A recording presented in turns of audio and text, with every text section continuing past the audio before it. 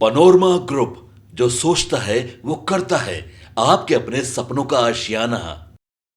नमस्कार, आप देख रहे हैं सिटी पोस्ट लाइव। मैं हूं सृष्टि राज। मैं आपके साथ वैष्णवी। बिहार की राजनीति के उस शक्ति केंद्र की जिसकी दीवारों ने सत्ता का उत्थान भी देखा और परिवार का बिखराव भी देखा। हम बात कर रहे हैं पटना के 10 सर्कुलर रोड स्थित उस सरकारी बंगले की जो पिछले 2 दशकों से लालू राबड़ी परिवार का पर्याय बना हुआ था। लेकिन अब खबरें आ रही है कि राबड़ी देवी इस बंगले को खाली कर रही हैं। क्यों एक दौर में बिहार की सत्ता का रिमोट कंट्रोल माने जाने वाला ये बंगला आज अशुभ कहा जा रहा है?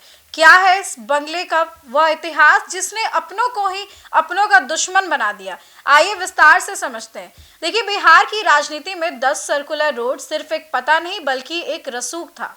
लेकिन जानकारों की माने तो लालू राबड़ी परिवार के लिए यह बंगला अब तक अशुभ ही साबित हुआ है। कहते हैं कि इस घर की दहलीज जिसने भी पार की उसकी राजनीति या तो खत्म हो गई या परिवार से उसके रिश्ते टूट गए। शुरुआत हुई लालू यादव के साले साधु यादव से। एक समय था जब साधु यादव की तूती बोलती थी, लेकिन इसी बंगले में रहते हुए उनके संबंध अपनी बहन राबड़ी देवी और जीजा लालू यादव से ऐसे बिगड़े कि आज वे परिवार के सबसे बड़े कटु आलोचक बन चुके हैं। साधु यादव आज राजनीतिक गुमनामी में भटक रहे हैं। आपके मन में सवाल होता होगा, जब साधु यादव यहाँ रहते थे तब तो वो उनका दबदबा था, फिर यह अशुभ कैसे हो गया? तो सच यह है कि साधु यादव का पता इसी बंगले से शुरू हुआ। बहन बहनोई से उनके मधुर संबंधी इसी बंगले से शिफ्ट होने के बाद कड़वाहट में बदल गए। माना जाता है कि राबड़ी देवी की सत्ता जाने से साधु यादव की गतिविधियों की बड़ी भूमिका थी। राजद छोड़ने के बाद साधु यादव ने कांग्रेस और बसपा और कई पार्टियों के चक्कर लगाए, लेकिन उन्हें कहीं भी कामयाबी नहीं मिली।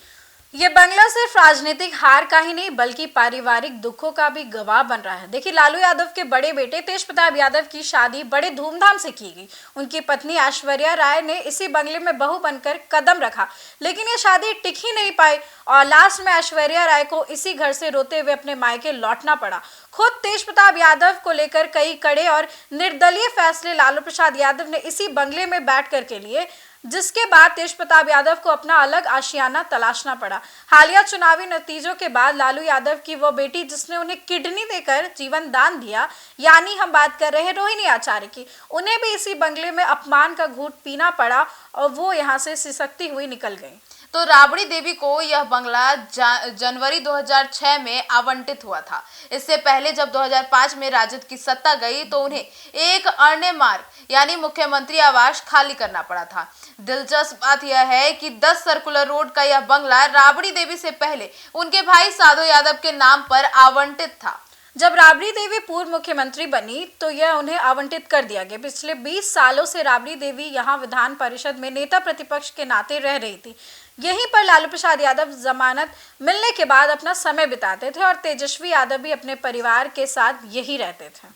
लेकिन अब यह बंगला को लोग इसे पनौती की तरह देख रहे हैं और इस बंगले को इस तरीके से देख रहे हैं कि जो भी इस बंगले में रहता है उसके घर परिवार से रिश्ते टूट जाते हैं, राजनीति में वे गायब हो जाते हैं, गुमनामी का सामना करना पड़ता है, मतलब डाउनफॉल का सामना करना पड़ता है। और अब राबड़ी देवी इस बंगले को खाली कर रही हैं। तो अब इस पर आपकी क्या राय है और इस बंगले को लेकर अपनी राय कमेंट सेक्शन में जरूर बताइएगा। धन्यवाद।